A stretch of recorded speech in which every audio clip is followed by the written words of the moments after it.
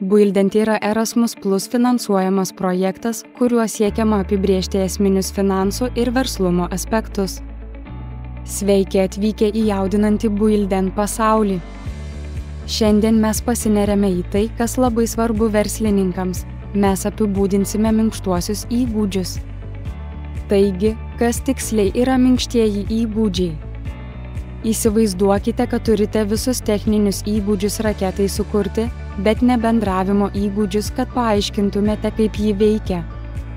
Štai kur reikalingi minkštieji įgūdžiai.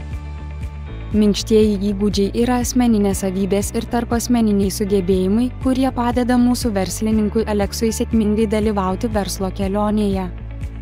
Minkštieji įgūdžiai yra tiltas tarp puikios idėjos ir sėkmingo verslo.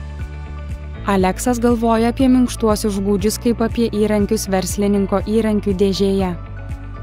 Vienas esminių minkštųjų įgūdžių yra komunikacija. Komandos nariams, klientams ir investuotojams. Kitas svarbus įgūdis – lyderystė. Aleksas turi vadovauti komandai siekiant bendro tikslo, panašiai kaip laivo kapitonas vadovauja įgulai. Gebėjimas prisitaikyti yra be galo svarbus.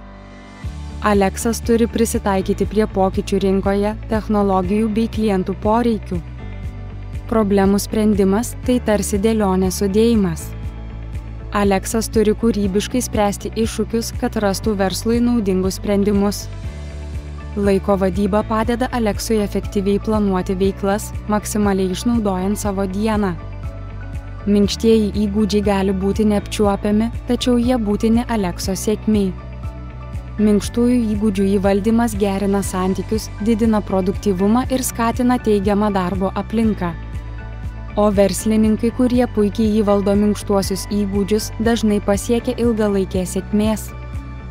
Taigi nesvarbu, ar pradedate verslą, ar norite sustiprinti savo jėgas, nepamirškite minkštųjų įgūdžių galios. Laukite daugiau įgalinančių įžvalgų apie finansus ir verslumą.